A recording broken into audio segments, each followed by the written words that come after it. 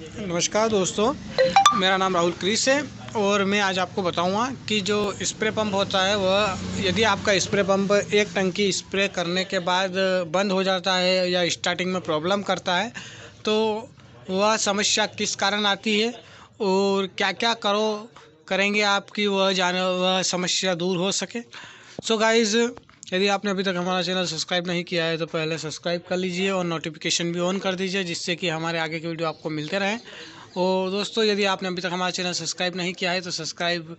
अवश्य करें और हमारे इस छोटे से चैनल को हमें भी मोटिवेशन मिलता है यदि आप हमारे चैनल को सब्सक्राइब करते हैं, लाइक करते हैं और हमारी भी इच्छा होती है कि हम आगे के वीडियो बनाएँ। सो गाइज़,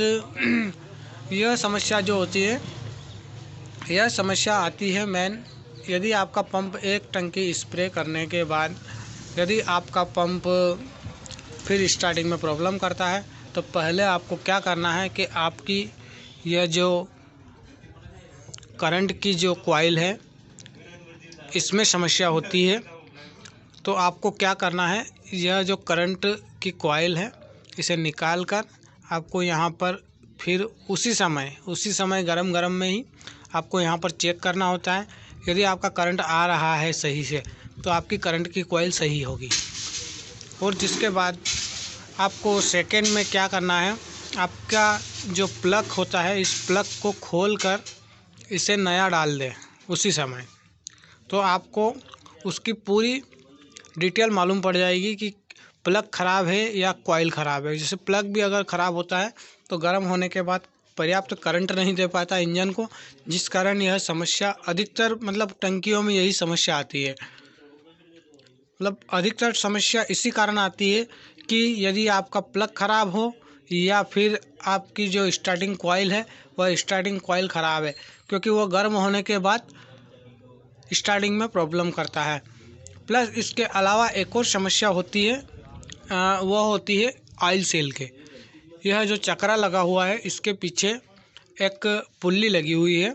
जिससे पूरा इंजन घूमता है। यहाँ से उस पुल्ली के पीछे एक ऑयल सील, इसके पीछे एक ऑयल सील लगी होगी। उस ऑयल सील यदि लूज हो जाती है तो वहाँ से भी कंप्रेसर लीकेज होता है और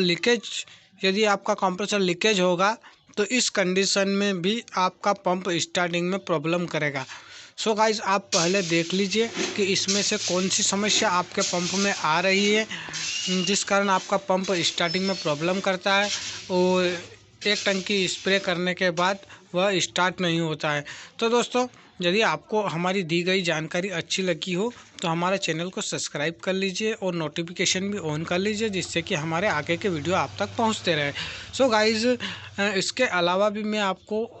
पंप की कुछ और जानकारी इस वीडियो में देने वाला हूं। सो गाइज़, यदि आप अपने पंप को खेत पे ले जाते हैं और खेत पे ले जाने के बाद उसे स्प्रे करने के बाद यदि आप उस पंप को ऐसे ही घर पर लाकर रख देते हैं, इस कारण भी पंप में बहुत सारी समस्या आती है। जैसे क्या है कि यदि आप उसे घर पर लाकर रख देंगे और यदि आप अपने पंप को अच्छे से साफ़ नहीं करेंगे अंदर से, तो आपको आपके पंप में जो दवाई रखी होती है उनमें केमिकल होता है। उन केमिकलों के कारण आपका पंप जो होता है वह अंदर से जाम हो जाता है और जाम होने के कारण उसमें जो वाइशर वगैरह लगे होते हैं वह वाइशर वगैरह भी वो भी सड़ने लगते हैं। तो दोस्तों, मेरी राय तो यही रहेगी कि यदि आप अपने पंप का खेत पे स्प्रे करने के बाद पंप यदि घर पर लाते हैं तो उस पंप को अच्छी तरीके से धोने के बाद, यानी अपने पंप में कम से कम आप 5 से 7 लीटर पानी डालकर उसे ऐसे ही स्प्रे कर लें, जिससे कि आपका पंप अंदर से पूरी तरह से क्लीन हो जाएगा और अंदर जो भी जमा हुआ मटेरियल है वह साफ़ हो जाए। और जिसके बाद ही आपको पंप को रखना है घर पर। और गाइस, एक और बात मैं आपको बोल दूं कि यदि आप इस पंप के अंदर पेट्रोल रखते हैं, ये पेट्रोल टैंक है, इस पेट्रोल टैंक के यदि आपका पेट्रोल टैंक अगर नीचे साइड हो तो कोई दिक्कत नहीं। यदि आपका पेट्रोल टैंक ऊपर साइड है, जैसे इस पंप में लगा हुआ है, यह ऊपर साइड है, यह ऊपर साइड पंप जो होता है, तो इससे क्या होता है कि यह जो पेट्रोल होता है इसके अंदर भरा हुआ वह नली के कारण इस कार्बोरेटर में जाता है। कार्बोरेटर में अगर पंप में जाएगा तो कार्बोरेटर का पेट्रोल जैसे ही उड़ने लगता है, अगर रखा अगर उड़ने लगता है तो जिस कारण आपका पंप का ये जो पेट्रोल है ये भी खाली होता है। प्लस इसके अलावा कार्बोरेटर में जो कार्बोरेटर में क्या है कि पेट्रोल बहुत दिनों से अगर अंदर होगा तो इस कारण भी आपका जो पंप का जो कार्बोरेटर के छोटे छोटे वॉइसर लगे होते हैं या छोटे छोटे छेद होते हैं, वह छेद भी इस कारण से बंद हो जाते हैं और आपका पंप भी शुरू में स्टार्टिंग में प्रॉब्लम करता है। तो गाइस आपको यह बातें हमेशा ध्यान रखनी चाहिए और इसके अलावा भी मैं आपको ढेर सारी जानकारियाँ देता रहूँगा इस चैनल में। और सो गाइस